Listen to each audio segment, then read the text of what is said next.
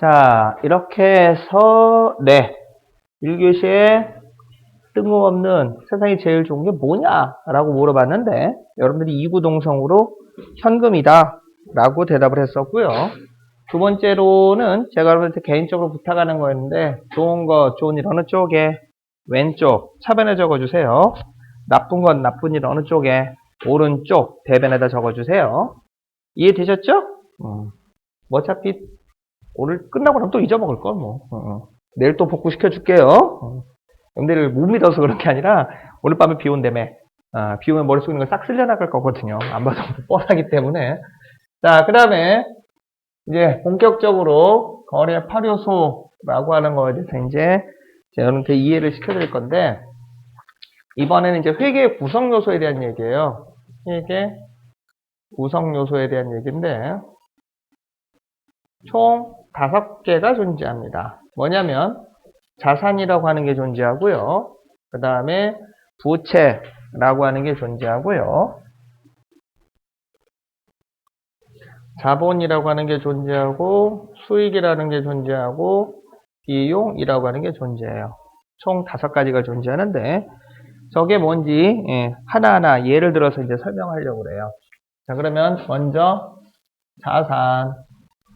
회계학에서는 이렇게 정의를 내리고 있는데 가끔 객관식 문제로 물어봐요. 그래서 그러는데, 자, 과거 자산이 뭐냐면 과거의 사건에 의해 취득을 하였고, 현재 기업의 통제하에 있으며 구분 식별 가능하고, 미래의 수익 창출에 기여 가능한 것이 자산이다. 이렇게 설명이 되어 있어요. 학문적으로는 맞는 얘기인데, 문제는 여러분들이 저것만 보고서는 도대체 무슨 소리인지 하나도 모른다라는 거예요. 그래서 우리는 이 자산에 대해서 우리끼리 이렇게 이해하기로 하는데요. 2가지 조건이 충족되는 경우에 자산이라고 불러요. 첫 번째는 내 것을 자산이라고 합니다. 쉽게 말해서 남의 거는 자산이라고 하지 않는다라는 거예요. 자, 내 것이기만은 모두 자산이냐? 아니요. 내 것 중에서 쓸모가 있는 물건을 자산이라고 해요. 쓸모가 있는 물건. 이 물건은 이제 눈에 보이는 물건일 수도 있고, 눈에 보이지 않는 거, 그러니까 뭐 상표권, 특허권 뭐 이런 것도 있는데, 그건 이제 무형자산 뭐 이렇게 불러요. 그렇다 치고, 그러면 회계학에서 말하는 쓸모가 있다는 얘기는 뭐냐면, 쓸모가 있다는 얘기는 뭐냐면, 일단 여러분들이 돈을 주고 샀다, 금전적 값어치가 있다라는 얘기예요. 금전적 값어치가 있다라는 의미가 되겠는데, 회계학에서 말하는 금전적 값어치가 있다라는 의미는 사업용 용도로 돈벌이에 사용 가능하다라는 얘기예요. 돈벌이에 사용 가능하다라는 얘기가 되겠습니다. 그러니까 돈벌이용으로 쓸 수가 없는 거는 회계학에서는 자산이라고 부르지 않는다라는 거예요. 그러면 여러분들이 기본적으로 가지고 있는 물건들 중에, 자, 아까 방금 전에 여러분들이 다 꺼내 들었던 거, 핸드폰. 자, 누구 거 핸드폰이에요? 본인 거 핸드폰이죠. 요즘 본인 인증용으로 많이 쓰고 이러잖아요. 그 다음에 그 핸드폰은 여러분들이 어떻게 구하게 된 거예요? 기본적으로 돈 주고 사야 됩니다. 저는 번호 이동했더니 공짜로 준 건데요. 그거 나중에 얘기할 텐데, 공짜로 준 거 아니에요. 빚내서 산 거예요. 3년짜리 장기 노예 할부 계약에 묶인 거야. 그래서 기본적으로 돈이 될 만한 거는 돈 주고 사야 되는 게 원래 원칙인데, 조금 이따 배울 텐데, 빚내서 그렇게 물건을 구하는 경우도 있어요. 이제 신용카드 할부 같은 걸로 구입하게 되면 빚내서 물건을 구입하게 되는 건데, 기본적으로 핸드폰 원래 돈 주고 사야 됩니다. 자, 그러면 누구 거? 본인 거. 그 다음에 쓸모가 있는 물건이길래 여러분들이 돈 주고 샀어요. 그래서 사업하시는 분들도 핸드폰 많이 들고 다녀요. 거래처에서 전화도 받고 뭐 이래야 되니까. 그러면 핸드폰은 여러분들 거 뭐다? 자산에 속하는 겁니다. 핸드폰이 여러분들의 자산이에요. 이해되셨죠? 그 다음에 핸드폰만 자산이니까 여러분들 입고 있는 옷, 누구 거 옷? 그렇게 답변이 얼굴이 어두워져요? 동생 거 입고 왔어요? 얼른 돌려줘요. 동생도 나가야 될 거 아니야. 자, 본인 거 옷이죠? 그 다음에 그 옷은 어떻게 기본적으로 구하게 된 거예요? 돈 주고 샀죠? 왜? 옷을 사 입으면 기본적으로 요즘처럼 날씨가 기온차가 심할 때 체온 보호도 가능하고 이쁜 옷을 입으면 이뻐지잖아. 그죠? 그 다음에 다른 것도 많아요. 여러분들 가지고 있는 귀걸이, 목걸이, 반지. 누구 거? 본인 거죠. 그 다음에 귀걸이, 목걸이, 반지는 기본적으로 돈 주고 사는 거예요. 물론 남자친구나 남편이 선물로 주는 경우도 있을 텐데 그건 나중에 배울 텐데 자산 수증 이익이라고 해서 공짜로 선물 받은 거는 회계에서는 사악한 행위로 봐요. 뭔가 대가를 지급해야 된다 뭐 이런 건데 아무튼 공짜로 선물 받으면 자산 수증이 그런데 원래는 돈 주고 사는 겁니다. 그러면 귀걸이, 목걸이, 반지를 왜 돈 주고 사죠? 그걸 끼면 안 끼웠을 때보다 이뻐지죠? 그래서 귀걸이, 목걸이, 반지도 자산에 들어가요. 그러면 여러분들 가지고 있는 거 의외로 많아요. 필기도구도 자산이고 만약 필기도구 없으면 이걸 적어야 되겠는데 필기도구는 없고 적기는 해야 되겠고 별 수 있나요? 새끼손가락 깨물어서 혈서를 쓰는 수밖에 넘어가. 그 다음에 필기도구, 지우개, 볼펜, 가방 이런 거 다 자산이에요. 신발도 자산이에요. 본인 거 신발이죠? 만약 신발이 없으면 집에 갈 때 맨발로 가야 돼요. 잘못하면은 유리병이나 목 같은 거 밟아봐. 얼마나 아플 거예요. 그죠? 그래서 신발도 쓸모가 있는 물건이고, 화장품 이런 것도 다 쓸모가 있는 물건이고, 그죠? 깜빡 잊고 얘기 안 했다. 여러분들이 가지고 있는 자산 중에서 1순위. 자, 내 거고, 가장 쓸모가 있는 물건은 뭘까요? 힌트. 첫날 첫 시간에 지금 한 건데. 현금이 1순위예요. 회계학에서는 현금이 자산 중에서 제일 좋은 거다. 이렇게 돼 있어요. 왜? 아무 때나 수시로 물건하고 맞바꿀 수 있거든요. 그래서 현금이 맨 위로 올라갑니다. 나중에 배울 텐데 아무튼 자산 중 1순위 뭐예요? 현금. 자, 그러면 자산 내 거고 쓸모가 있는 물건이라고 했는데 서양 애들은 중세 기독교인 관점에 의해서 중세까지 안 붙이고 기독교인 관점으로 봐도 마찬가지인데 세상의 모든 세상 사물은 좋은 거와 나쁜 거 두 가지로 나누는 이분법적 사고방식을 갖고 있어요. 그러니까 저기 종교 영화 이런 거 보시면은 좀 오래됐는데 1492년 뭐 이런 거 쿼바디스 막 뭐 이런 거 보면은 주 예수를 믿습니까? 하고 물어보는데 그게 누군데요? 그러면 일단 칼로 찌르고 봐. 그래가지고 스페인이랑 영국 같은 데가 식민지 정벌을 나섰을 때 먼저 선교사들부터 먼저 들여보냈었어요. 그래가지고 하느님을 믿느냐고 물어봤는데 그게 누군데요? 그럴 때 칼로 찌르고 막 이런 미개한 것들 막 이래가면서 주 예수도 모르다니 막 이래가면서 아무튼 그렇다 치고 그래서 중세 기독교인 관점으로는 좋은 거 아니면 나쁜 거예요. 그래서 사람이 죽고 나면 천당 아니면 지옥에 간다 이러고 있는데 동양인들 사고방식은 여러 갈래로 갈립니다. 제일 대표적인 게 동양 쪽에서는 사람이 죽으면 일단 바로 천당 지옥으로 가는 게 아니라 그 중천이라는 데 사람이 머물게 돼요. 사람이 이제 사망을 하게 되면 중천이라고 하는 곳에 머무른다 이렇게 돼 있어요. 그래서 과거의 기억은 전부 다 지워지고 죄 지은 거에 대해서 염라대왕의 심판을 받기 위해서 49일 동안 스탠바이 상태가 돼요. 그래서 사람이 죽으면 49제를 지는 이유가 좋은 데 가게 해달라고 비느라고 49제를 지내는 거예요. 정말이에요. 그러고 나서 염라대왕 앞에 죄를 심판을 받게 되는데 그러면 죄를 심하게 지은 것부터 시작을 해서 착한 일을 한 것까지 해가지고 총 단계를 12만 6천 단계로 나눠요. 12만 8천 단계가 막 그럴 텐데 그래서 이제 그 좋은 일을 했다 그러면 이제 다시 사람으로 환생하는 경우가 있고 얘가 죄를 지키는데 그냥 조금 약한 죄를 졌다 그러면 축생 그래가지고 동물로 태어나요. 그 중에서 죄를 짓긴 했는데 죄가 약하다 그러면 놀고 먹는 팔자로 개나 고양이로 태어나게 돼 있고 그 다음에 죄를 짓긴 했는데 얘가 좀 심각하다 그러면 소로 태어나요. 죽을 때까지 죽으라고 일하라고. 그 다음에 이제 못 움직이는 형벌로 바위나 돌로 환생하는 경우. 그 다음에 죄를 심각하게 졌다 그러면 악귀라고 있어요. 배가 무지하게 고픈 형벌을 받게 돼요. 그러니까 아무리 주워 먹어도 배가 고파. 이게 악귀고 그럼 이번에 영화 개봉했네. 아수라라고 하는 그 지옥도 있어요. 이건 손만 대기만 하면 다 망가져. 솔직히 말하면 저주의 손. 그래가지고 이제 파괴의 신 지옥이고 뭐 유황형불에도 들어가고 뭐 이런 거 등등등 해서 형벌이 여러 가지가 있는데 아무튼 그렇게 12만 8천 가지 형벌을 받는 걸로 그렇게 되어 있어요. 불교 쪽에서는. 근데 서양은 천당 아니면 지옥 끝 뭐 이렇게 돼 있는 그런 이분법적 사고방식을 갖고 있는데 회계에서는 마찬가지로 15세기 때 중세 유럽인 관점에 의해서 회계에서 존재하는 건 전부 다 좋은 거 아니면 나쁜 거예요. 자, 그러면 자산, 내 거고 쓸모가 있는 물건들을 자산이라고 했는데 중세 기독교인 관점으로는 좋은 것이라고 봤을까요? 나쁜 것이라고 봤을까요? 돈 싫어할 사람 있어요? 당연히 좋은 거죠. 좋은 거죠. 자, 그런데 문제는 이 자산이 늘어나기도 하고 줄어들기도 한다는 거예요. 그러면 자산이 늘어나면 좋은 것이 늘어난 거가 되겠네요. 예를 들어서 뭐 이런 경우에요. 물론 그럴 없을 텐데, 자, 여러분들 오늘 아침 9시부터 시작해서 드디어 회계세법 공부를 시작을 했습니다. 남편 내지는 남자친구가 짜증내는 거예요. 얘 한동안 전화통화도 자주 하고 이러더니 왜 오늘부터 느닷없이 연락 두절인 거야. 막 안절부절하고 막 이런 거예요. 그래서 이제 수업 끝나고 집에 가는 길에 남자친구가 통화가 돼서 너 어디 갔었니? 막 이런 거예요. 짜증나는 거지. 여러분들 열심히 공부하고 있는 중이었는데 어디 갔냐고 막 다그치니까.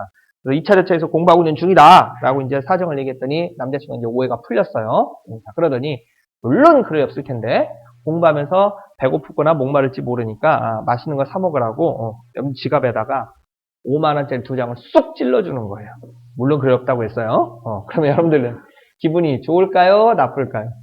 좋죠. 왜 기분이 좋으냐면 현금이 늘어났죠. 좋은 것이 늘어났네요. 그러면 좋은 일에 해당하죠. 좋은 것이 늘어났으니까 늘어난 자체가 좋은 거다 그런 얘기예요. 자, 우리는 좋은 일을 어느 쪽에 적기로 했었죠? 왼쪽 차변에 적기로 했었죠? 자, 그런데 시계를 보니까 수업 시간에 늦을 것 같아요. 그래서 그러고 나서는 이제 집에 잘 가서 하룻밤 자고 다음날 수업 시간이 됐는데 아침에 좀 늦게 일어난 거예요. 이대로 가다가는 수업 시간에 지각을 할 것 같아요. 그래서 헐레벌떡 택시를 잡아 타고 학원 앞에까지 왔어요.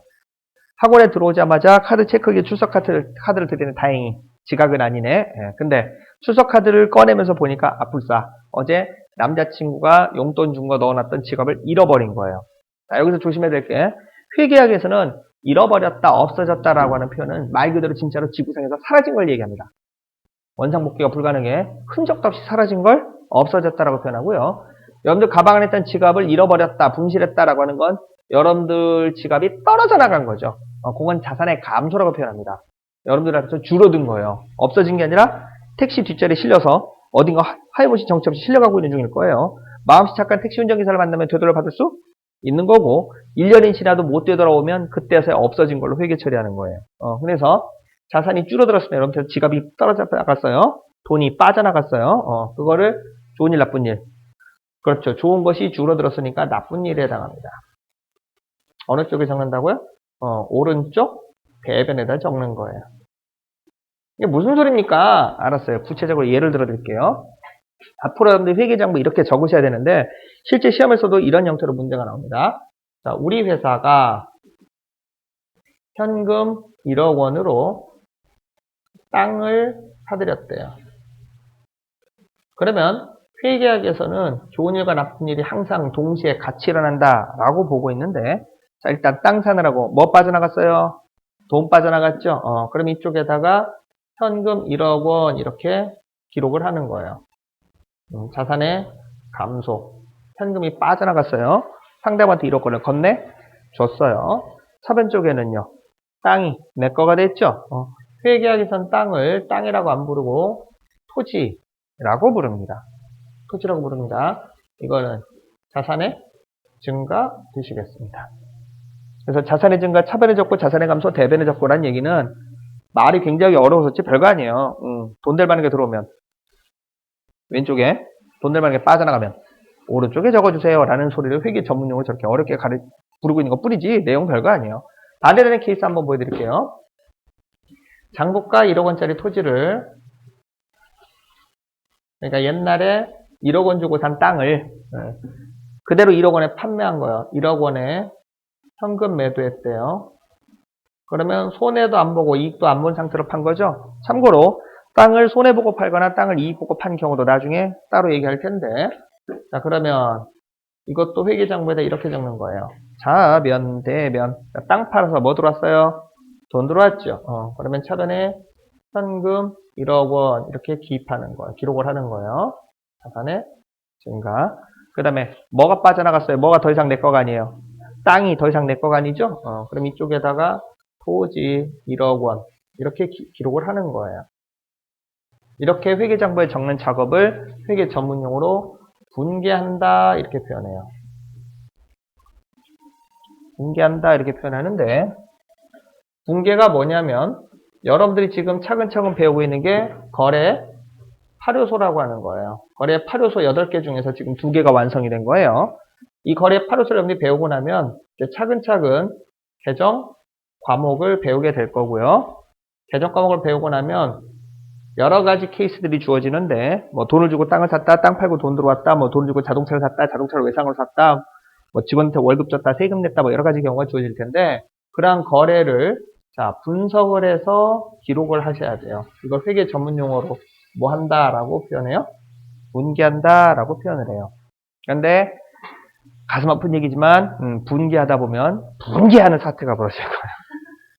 왜냐면 분명히 배웠는데 기억이 안 나. 돌아서면 잊어먹고 돌아서면 잊어먹고 그러는데 괜찮아요. 원래 용어 자체가 전문 용어인데다가 일본식 한자가 굉장히 많아가지고 잘 안 외워져요. 그래서 똑같은 수업 내용을 최소 8번, 많으면 20번 정도 반복할 거예요. 좀 심하면 나중에 꿈속에서 가위눌림 현상도 벌어질 텐데 자다가 꿈속에서 나타난다니까. 아무튼 그렇다 치고 그래서 분기하다 혹시 분기 안 된다고 스트레스 받는다고 막 머리끄댕이 잡고 막 옆에 사람 괴롭히고 그러지 마세요. 어차피 시간 지나면 자동화 다 될 거기 때문에 스트레스 받아야 할 거 없어요. 그렇다 치고 이렇게 해서 자산에 대한 얘기 설명 끝. 필요한 거 필기하시고 사진 거 찍으시고요. 그 다음 단계 부채에 대한 얘기 들어갑니다.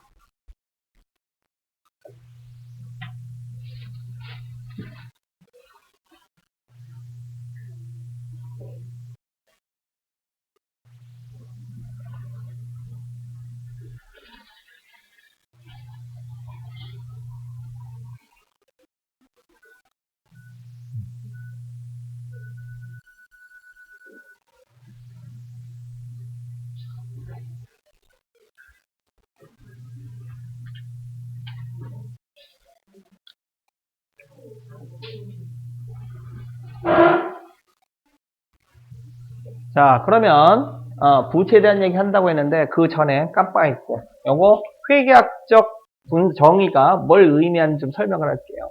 회계학 책에서는 이렇게 되어 있는데 과거 사건에서 취득하였고 라고 되어 있는데 여기 사건, 살인사건, 교통사건 같은 영어 단어로 액시던트가 아니라 이벤트, 무슨 일이 있어서 라는 의미예요. 근데 일본 애들이 잘못 번역해주는 바람에 사건이라는 용어를 아직까지도 지금 쓰고 있는데 옛날에 무슨 일이 있어서 이런 의미로 알아두시면 돼요. 얘기 앞으로 새는데 한국 여자분들은 이 이벤트에 강하죠. 일단 1월달에 이벤트 날 있죠. 아니 3월달인가? 3월달인가? 3월 24일인가 3월 25일인가 무슨 날이죠? 발렌타인데이. 발렌타인데이가 뭐 하는 날이죠? 남자친구한테 초콜릿을 선물 주고 가방을 선물 받는 날이에요. 초콜릿만 받으면 안 돼. 줬으면 뭔가 대가가 있어야지. 초콜릿 선물 주고 가방을 선물 받는 날이에요. 그 다음에 한 달 뒤면은 언제냐? 4월 24일 날? 무슨 날이죠? 화이트데이라고 있어요. 모리나가라고 하는 일본 회사가 사탕 팔아먹으려고 발렌타인데이에 맞춰서 만든 그 화이트데이가 되겠는데 화이트데이 뭐 하는 날이죠? 남자친구로부터 사탕 받는 날이야. 사탕이 가득 담긴 가방을 선물 받는 날이에요. 그럼 여러분들은 정성을 남자친구한테 정성을 표현해주면 돼. 열쇠고리 하나 만들어 선물 주면 돼요. 남자친구를 여러분들 좋아하는 정도를 돈으로 표시하면 되는 거고 여러분들은 남자친구를 좋아하는 만큼 정성이 가득 담긴 선물로 선물해주면 돼. 꼭 비쌀 필요는 없어요. 정성만 가득 담기면 돼. 넘어가. 좋은 얘기 아니야? 아무튼 과거에 사건에서 취득했다는 얘기는 평상시 하더라도 무슨 일이 있어서 뭐 이런 거예요. 그 다음에 기업에 통지가 있다라는 얘기는 내 거다라는 얘기가 되겠습니다. 내 거니까 내 맘대로 된다는 얘기예요. 이게 내 거 맞잖아요. 그죠? 그 다음에 미래에 수익 창출에 기여 가능하다는 얘기는 금전적 값어치가 있다, 쓸모가 있다 이런 얘기예요. 그러니까 이거나 즉 내 거고 쓸모가 있는 물건이라는 의미나 회계학에서 정의하고 있는 자산의 정의, 즉 과거의 사건에서 취득가 있고 현재 기업의 통제가 있으면 구분식비가 가능하고 미래 수익 창출에 기여 가능한 게 자산이다라고 회계학적으로 정의하는 거나 같은 얘기예요. 이제 말을 굉장히 어렵게 하는 것 뿐이지. 그래서 하는 얘기인데 여기 혹시 결혼하신 분 하셨죠? 남편분이 과거에 프로포즈 했죠? 그죠? 그게 이제 이거예요. 프로포즈 사건이 발생했어. 나랑 결혼할래? 나랑 같이 살자라고 했었을 때, 그래요, 오빠라고 오케이 하는 순간에, 그쪽 분께서는 남편을 취득을 한 거예요. 그죠? 그 다음에 그 남편이 지금 본인 남편 맞죠? 그죠? 남의 남편이 돼 있으면 이건 사랑과 전쟁을 찍어야 되는 이혼 소송감이에요. 본인의 남편이야. 잘 지켜야 돼. 그리고 지금 남편이 돈 벌어오고 있죠. 쓸모가 있어. 아직까지는. 그래서 남편은 회계학적으로 뭐에 해당한다? 자산에 해당해요. 결혼 안 하신 분들도 마찬가지예요. 남편분 입장에서는 여러분들을 와이프로 꼬시기 위해서 프로포즈를 했어요. 여러분들이 그래 오빠 같이 살아 하는 순간에 그 남편분은 여러분들 자산으로 취득한 거예요. 왜? 밥 지어주지, 빨래도 해주지, 애도 키워주잖아. 그죠? 그 다음에 본인 남편 입장에서는 내 마누라 이렇게 생각하고 있을 거란 말이에요. 그죠? 그 다음에 여러분들 열심히 일하면 뭐 벌어와요? 돈 벌어오잖아. 그죠? 그래서 남편 입장에서는 와이프가 뭐다? 자산이에요.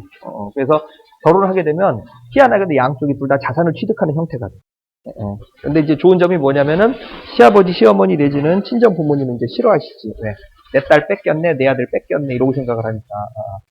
넘어가요. 그쪽에서 자산의 감소가 발생하는 거야. 30년 동안 먹이고 재우고 입혀놨더니 어떤 시커먼 놈이 가서 데리고 가고 앉았어. 넘어가요. 무슨 얘기냐? 자, 그래서 자산이라고 하는 거 이렇게 이해해 주시면 되겠고요. 그 다음에 설명할 거 이제 부채가 되겠는데, 부채는 사실 더 쉬워요.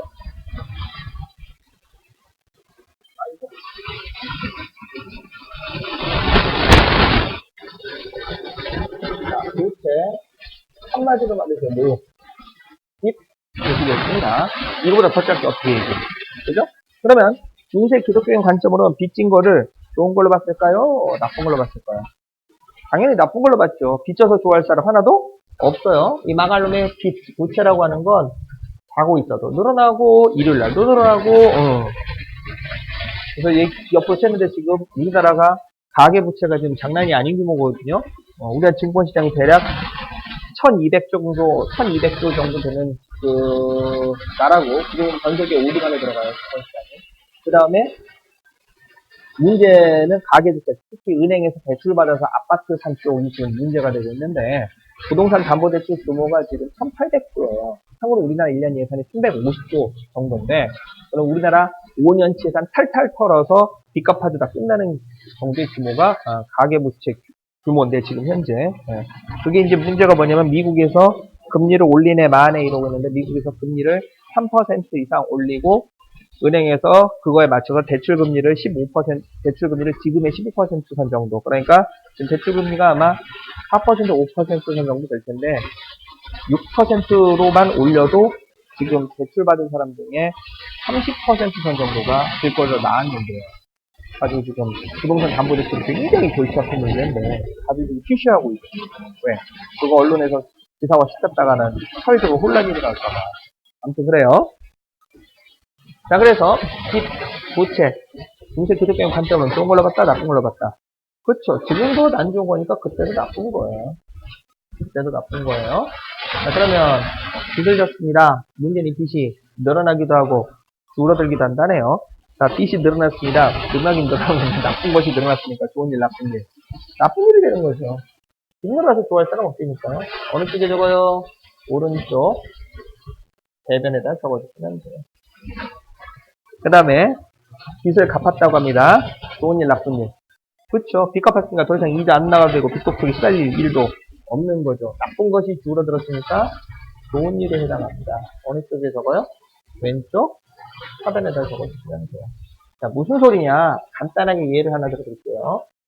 우리 회사가 은행으로부터 1년간 현금 3천만 원을 대출을 받았어요.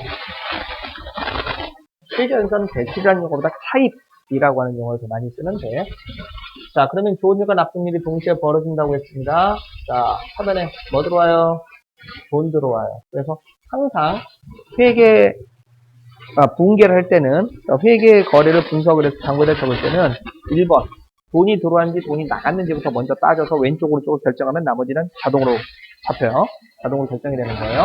그 다음에 돈 들어오고 나간 게 없다. 그러면 돈이 될 만한 물건이 들어온 게 있느냐, 빠져나가는 게 있느냐, 그 다음을 찾아주시면 돼요.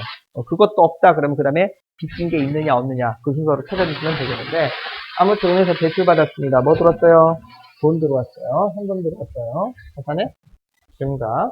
자, 배변 쪽에는 빚을 지게 되는데, 나중에 차근차근 배우게 될 거예요. 1년 이내에 갚기로 하고 돈을 빌려왔다. 그러면 단기 차입금이라고 하는 부채 개정 과목을 사용합니다. 1년 뒤에 갚기로 한다. 그러면 장기 차입금이라고 하는 개정 과목을 사용하게 돼요.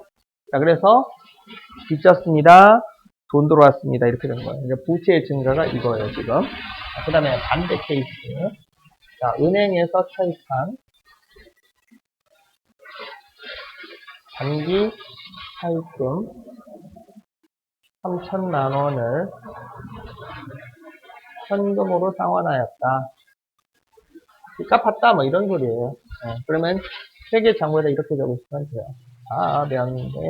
빚 갚느라고 뭐 빠져나갔어요? 돈 빠져나갔죠. 그러면 오른쪽에다가 현금 3천만 원이 빠져나갔다라고 적어주시면 돼요. 그 다음에 감소.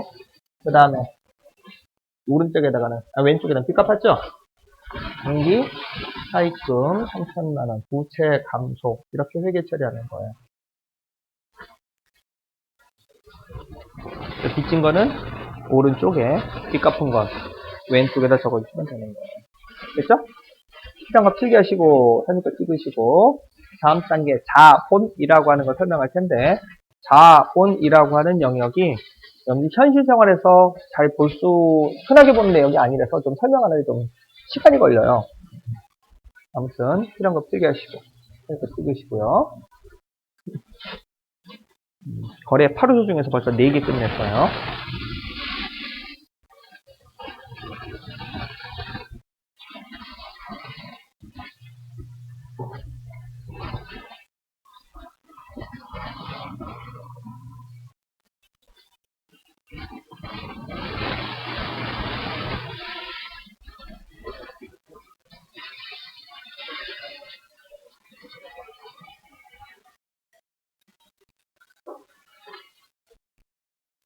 됐죠?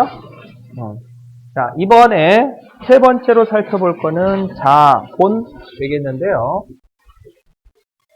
여기 부분이 여기 일상생활에서 흔하게 접할 수 있는 그런 개념이 아니라서 조금 이해하기가 좀 까탈스러울 거예요. 역사적 배경까지 좀 설명하려고 하는데, 사실은 맨 처음에 이탈리아 상인들이 천주교 쪽에 수도승한테 부탁을 해서 세계를 만들 때는 자본이라고 하는 개념이 없었어요. 그러니까 그 당시 때는 가족들 단위로 중국까지 가서 인도까지 가서 물건을 띄어다가 팔았었는데, 그때 이제 귀족들이 좋아하는 물건 중에 하나가 아까도 얘기했지만 비단, 거의 비단 무게하고 금하고 똑같은 무게로 거래가 됐을 정도로 귀족들이, 왕들이 굉장히 선호하던 물건이었는데, 그거 말고서도 접시. 그 당시 때는 서양 애들은 접시를 못 만들었었어요. 그릇을, 도자기를 못 만들어가지고 귀족들은 쇠판을 두들겨가지고 쇠 밥그릇에 밥을 먹었고, 중산층들은 나무 밥그릇에다 밥을 먹었어요. 하층들은 식빵을 말려서 그걸 이제 밥그릇 대용으로 쓰고 뭐 이랬었는데, 느닷없이 중국에서 접시가 들어온 거예요. 이게 뭐냐 했더니, 글쎄요, 저희도 딱히 부를 명칭이 없어서 그런데 중국에서 가져왔습니다. 그래가지고 중국은 대문자로 차이나라고 요즘 마음에 안 들죠? 우리나라 배도 가라앉았어. 소문자로는 차이나 이렇게 쓰는데, 이거는 중국이 맞지만 이거는 도자기를 의미합니다. 소문자로 쓰면 보통 명사인 거 아시죠? 그래서 중국에서 들여온 물건 이렇게 가지고 줄여서 부르다 보니까 차이나라고 소문자로 표시하겠는데, 이게 도자기예요. 그래서 근데 문제가 뭐냐면, 서양 애들이 이제 중국산 도자기를 비싸게 사서 쓰다 보니까 안 되겠다. 우리도 한번 만들어보자. 그래가지고 프로방스 지역에서 고령토를 구해다가 그릇을 만들어 봤어요. 흙을 구워서 만든다는 것은 않았으니까. 그런데 두 가지가 빠졌어요. 하나는 유약. 그러니까 그릇을 진흙으로 만들어서 잘 말렸다 굽는 건 좋은데, 이거에 흙이 안 씹히고 물기가 들어가지 못하게 만들려면 유약을 발라야 돼. 유약 개념을 몰랐었어요. 그랬다가 100년 뒤에서 이제 유약의 존재를 알게 된 거고, 또 하나는 그렇게 해서 그릇을 만들었는데 중국산 도자기는 뜨거운 고기나 스프를 담아도 괜찮은데, 프랑스산 도자기는 뜨거운 국물을 담을 때 그릇이 쫙 들어가는 거예요. 이게 왜 이렇게 열에 약할까 하고 했는데 나중에서 알았어요. 중국산 도자기를 만들 때 열에 강하고 튼튼하라고 거기다가 호뼈가루를 섞어서 도자기를 만듭니다. 그럼 뼈를 의미하는 영어 단어가 본이거든요. 그래서 여러분들 결혼하실 때 혼수용품을 챙겨가는 것 중에 생남자기 본 차이나 한국 도자기 본 차이나 이런 거 있죠. 그게 여기서 나온 거예요. 호뼈가루를 섞었다는 의미예요. 그렇게 해서 만들어진 단어예요. 본 차이나가. 그렇죠? 그래서 하는 얘기인데 이미 결혼하신 분들은 틀렸고 앞으로 결혼하실 분들은 혹시라도 시어머니가 아가 내가 그릇 하나 사주마 했었을 때 그럼 한국 도자기로 사주세요. 행남자기로 사주세요. 이러면 안 돼요. 우아하고 고상하게 로열 달튼이라고 하는 거 있어요. 그릇이 꽤 괜찮은데 조금 비싸요. 그냥 조금 비싸. 저게 왜 유명한 그릇이냐면 영국 여왕이 쓰는 그릇이에요. 인터넷 검색해 보시면 팔어. 그래도 저기 전문 백화점 압구정동에 있는 거하고 저쪽 명동 소공동에 있는 백화점에서 팔아요. 저 정도는 집어주시. 그래도 우리 애가 물건을 보는 안목이 있구나 하고 감동을 하실 거예요. 넘어가요. 좋은 얘기 아니야? 이거 우리 재수씨 시집 올 때 내가 괜히 옆에서 나불거렸다가 우리 어머니 땡돈 나갔죠. 그리고 우리 어머니는 저를 싫어하세요. 어디서 주워드는 건 많은데 안 사줘. 어머니 이런 게 있다던데요. 직접 사세요 이러고서는 알려드리기만 할 뿐 사드리지 않다 보니까 싫어하시는데 그렇다 치고 자 그래서 이탈리아 상인들이 그렇게 해서 어마무시하게 큰 이익을 남기니까 사람들이 우리도 한번 돈 벌어보자 이러면서 너도 나도 무역 중국하고 인도하고 무역하기를 원해요. 그리고 이제 그 당시 때 도자기도 한물가고 가장 많이 많이 남는 게 뭐냐면 후추하고 육두구라고 하는 게 있어요. 강황 이런 거. 향신료 쪽에 이제 서양 쪽 귀족들이 이제 눈을 돌리기 시작을 해요. 왜냐면 서양 요리를 맨날 굽고 삶고 찌고 소금 뿌리고 이거밖에 없었거든요. 근데 중국이나 우리나라 인도 같은 경우에는 향신료, 뭐 여러 가지 뭘 뿌려서 먹고 막 뭐 이랬었는데 그래서 후추가 제일 비쌌었을 때는 후추 1kg이 금 1kg을 거래됐을 정도로 오죽하면 조그만 전쟁이라도 세계사에 안 나오지만 후추 전쟁이라고 있었어요. 실제로 후추 생산지를 점령하기 위해서 네덜란드하고 영국하고 박터지게 싸운 그런 사건이 되겠는데 세계사에서 뭐 누가 누구를 침공하고 누가 누구를 식민지로 만들고 뭐 거창 얘기 나오는데 기본 베이스는 딱 하나예요. 다 먹고 살자고 하는 짓이에요. 그러니까 미국이 영국한테 독립하게 된 것도 세계사 시간에 배우실 텐데 보스턴 참사건. 영국 본토 사람들이 홍차를 마시는데 우리도 먹어야 되지 않겠느냐 그랬더니 영국에서 식민지주의 무슨 홍차를 그러면서 세금을 빡 때리니까 열받쳐가지고 미국 독립전쟁이 난 거거든요. 이기 때문에 넘어가 그렇다 치고 자 그래서 자본 그렇게 이탈리아 상인들 더 어마무시하게 많이 버니까 다른 사람들도 우리도 한번 이탈리아 상인들처럼 돈을 벌어보자 그러면서 무역 항로 개척에 뛰어들게 돼요. 근데 문제가 그 당시 때는 배라고 하는 게 시원찮고 항해 기술을 발달하지 않은 상태에서 육로로밖에 왔다 갔다 할 수밖에 없었는데 아까도 했지만 중국에서 뭐가 도입되고 나침반이 도입되면서 해도가 만들어지기 시작하고 먼 바다까지 나갈 수 있게 된 거예요. 그러면서 배를 만들어서 중국 인도까지 왔다 갔다 하게 되는데 그때 가장 큰 영향을 미쳤던 게 뭐냐면 지동설이었었어요. 지구가 둥글다. 그리고 태양을 주변으로 해서 지구가 돈다라는 그런 내용이 되겠는데 그게 이제 관련이 있는 게 그 당시 때 16세기에 약 100년 정도 지나서 이제 선단이 구성되고 배편이 만들어지고 막 뭐 이런 일이 벌어졌는데 그 당시 때 유럽에서 가장 패권을 차지하고 있는 게 누구였냐면 스페인이었고요. 스페인의 통치자가 누구였냐면 이자벨라 여왕이었어요. 그런데 이자벨라 여왕 밑에 굉장히 잘생긴 남자친구가 하나 있었는데 누구냐면 콜럼부스. 아실런지 모르겠는데 콜럼부스는 이탈리아 사람입니다. 근데 죽기는 활동은 스페인에 했었고 죽기는 서인도 제도에서 활동을 하다가 결국은 죽고 나서 나중에 시신이 스페인으로 옮겨오는 뭐 그런 상황이 벌어졌는데 콜럼부스가 이제 여왕의 총애를 받으면서 이제 놀고 먹고 하다가 이 얘기를 들은 거예요. 지동설 얘기를. 나중에 여왕한테 부탁을 해요. 여왕님, 요새 얘기를 들어보니까 지동설이라고 하는 게 있던데 지구가 둥그렇고 태양 주위로 돈다고 하더라. 그런데 내 계산대로 한다면 너 배를 타고 중국 인도까지 6개월을 탈 수 있다. 여왕님 대한청만 빌려줘서 봐봐. 이거 가지고 사업 한번 해보려 이런 식으로 사업 계획서를 띄워요. 근데 또 여왕 입장에서는 해두고 싶죠. 왜? 자기의 잘생긴 남자친구가 뭔가 해보고 싶다고 하는데 남편은 따로 있고. 그래서 배를 빌려주고 싶은데 밑에 있던 신하들이 전화 아니 되옵니다. 저런 근본도 보는 쌍과한테 무슨 배를 빌려준다고 합니까? 이런 식으로 날린 거예요. 그래서 8일 미루고 있던 상황이었는데 콜럼부스가 만 30살 되던 생일잔치 때 엄청난 폭탄 선언, 말도 안 되는 속된말로 돌아를 아유 여왕님 내가 당신 부자로 만들어주겠다고 배를 빌려달라고 했는데 사실은 그것 때문에 그런 건 아니다. 내가 들은 얘기 중에 인도에 가면 젊음의 생물이 있다고 들었는데 요새 우리 자기 눈깔 주름살 생기고 목깔 주름살 생기던데 내가 인도에 가서 그 젊음의 생물을 한동안 풀면 당신을 20대 때 다같이로 만들어줄 수 있다. 그것 때문에 내가 목숨을 갔다 오려고 하면 내 마음도 몰라주고 해서 잔치를 좀 숨어버려요. 그래서 이사벨라가 눈이 확 뒤집힌 거예요. 왜? 그렇지 않아도 남자친구하고 나이 차이가 나서 숨질나 있던 판에 참고로 14살인가 차이 났었거든요. 그 주름살 부분도 신경 쓰이고 있던 차이였는데 그거 한 번에 해결할 수 있다고 하니까 신하들의 반대를 무릅쓰고 배를 빌려주고 그냥 배도 아니고 산타마리아라고 하는 군함을 빌려서 대포가 40년 이상 찍힌 거예요. 그것도 한 척도 아니고 대척이네. 그걸 가지고 이제 콜럼부스가 놀라리 동쪽으로 달립니다. 왜? 동쪽에 인도가 있다는 얘기는 들어서 좀 동쪽에 중국이 있다는 얘기는 들었어요.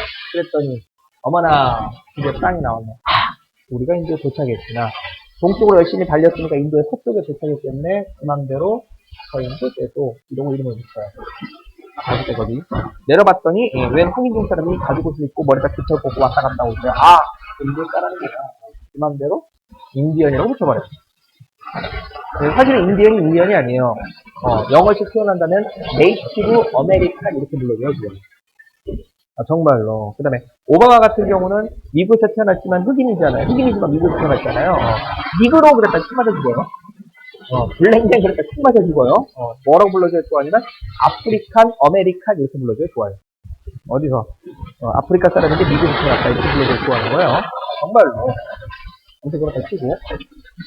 그래서 이제 콜럼부스가 돌아왔는데 사실은 조금 더 갔어야 됐어요.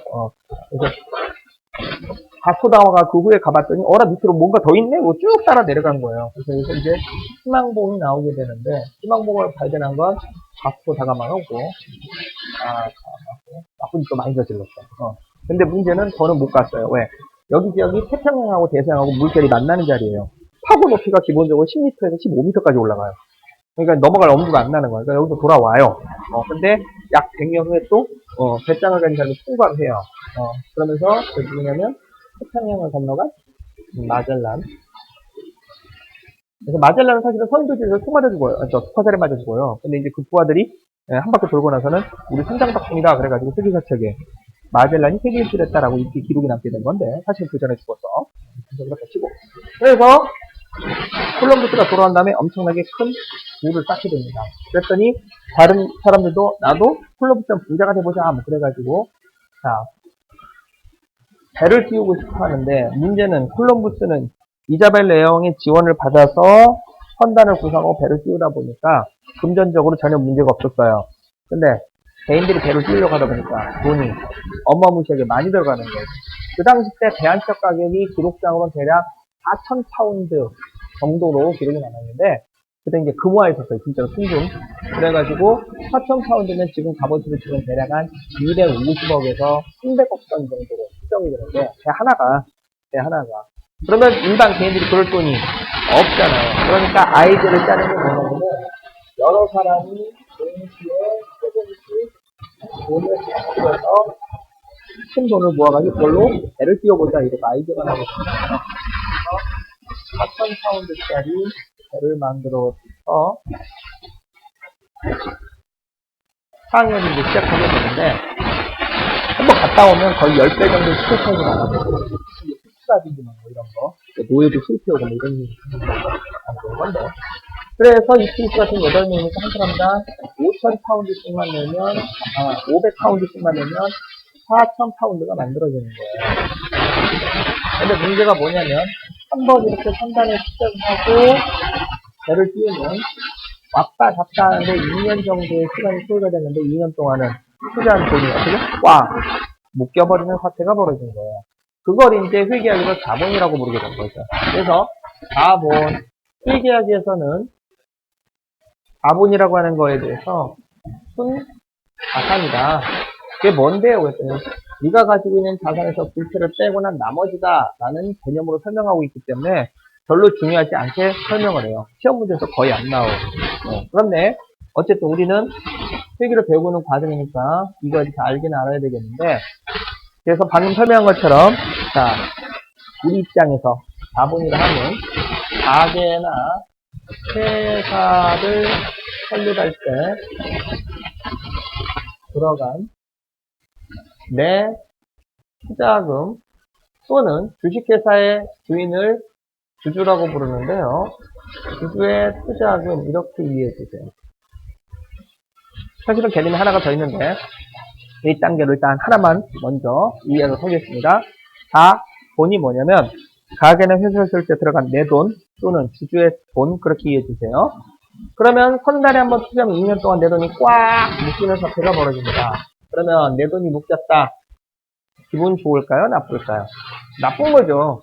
내 돈은 내 마음대로 쓸 수 있어야 되는데 사업한다는 명목으로 내 돈을 밀어넣었는데 그거 배가 도착하기 전까지 내 돈 떼쓸 수가 없는 거예요. 단적인 예로 실제로 하나 예를 들어드릴게요. 자, 여러분들이 물론 그래 없을 텐데 떡볶이 가게를 하나 차린다라고 가정을 합시다. 가게 형태가 두 가지가 있을 수 있는데 하나는 노점상 가게가 있고요. 하나는 정식 가게가 있을 수 있어요. 그러면 노점상은 창업을 하는데 10만 원이면 넉넉해요. 정식으로 국대떡볶이, 조수떡볶이 이런데 프랜차이즈점으로 가맹을 하고 가게를 오픈하면 요새도 5천만 원을 들어가요. 노점상은 초기 자본금이 얼마? 10만 원이라는 소리예요.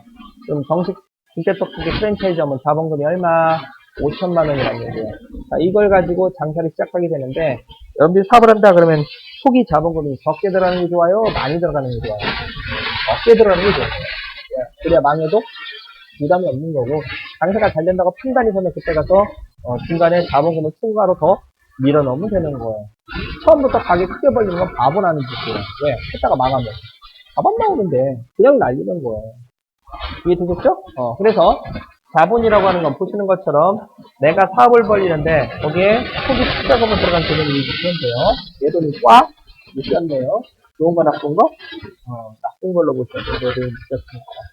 중세 기독교 관점으로도 저렇게 해서 폴름술사로 사람들이 막 천단을 구성하고 해서 배를 띄웠는데, 중세 기독교 관점은 저런 미친놈들, 좋은 자산을 가지고 좋은 일에 쓸 것이지, 이상한 사람이나 고아들이 도와주거나 종교단체들이 할 것이지, 돈벌이에 사리사욕에 눈이 멀어가지고 그 좋은 자산을 가지고 하늘길로 뛰어들다니. 그것도 그 당시에 항해기술이 발달을 못해가지고 사람들이 6개월 이상의 항해기간 된 사람들이 피부병에 걸려서, 인체병에 걸려서 죽었었어요. 그번에는 뇌혈병이라고 부르는 잇몸에서 피가 나면서 피가 멈추지 않아가지고 지금은 원인이 밝혀졌죠? 먹이죠. 그러니까 비타민C 부족에서 저게 걸리는 병인데, 결정적으로 한국 사람 숫자는 주로 채소로 되어 있기 때문에 저 병에 걸릴 일이 없는 데다가 우리한테는 카로틴박스라고 하는 치약이 있어요. 잇몸에서 피가 나면 어떡하면 돼요? 이렇게 닦아주시면 돼. 걸리면 여기 어디에요? 아모레에서 만든 치약에서 안 좋은 성분이 발견돼가지고 전부 다 흡수했다고 좀 난리가 났잖아요. 구강기하고서는 광고는 게 우리는 그런 거 없어요. 그래가지고 지금 닦아주시면 돼요. 넘어가. 좋은 얘기 아니야? 자, 그래서 그 당시에는 항해 기술을 발달을 못했기 때문에 중세 기독교 관점은 저런 미친놈들, 아무리 돈이 좋기로서니 하나님께서 주신 하나밖에 없는 목숨을 가지고 돈 벌겠다고 전 재산을 짊어지고서 저 위험한 바다에 뛰어들다니 저런 바퀴벌레만도 못한 놈들, 이런 식의 관점을 가지고 있던 시대였었어요. 그래서 자본은 나쁜 거예요. 자, 그러면 자본의 증가, 내가 가게나 회사를 확장해서 내 돈을 더 밀어넣는 걸 얘기합니다. 그러면 가게나 회사를 확장하려는 방법이 두 가지가 있는데, 하나는 내 돈을 밀어넣는 방법이 있고, 또 하나는 가게나 회사가 장사가 잘 돼서 가게가 불어나는 방법이 있어요. 그러면 일단 여기서 말하는 자본의 증가라고 하는 거는 내 돈을 추가로 더 밀어넣는 경우를 얘기하는데, 이런 경우에 이번에는 옷가게를 예로 설명을 드려볼게요. 자, 제가 옷가게를 자본금 1억 원을 들여서 가게를 세웠어요.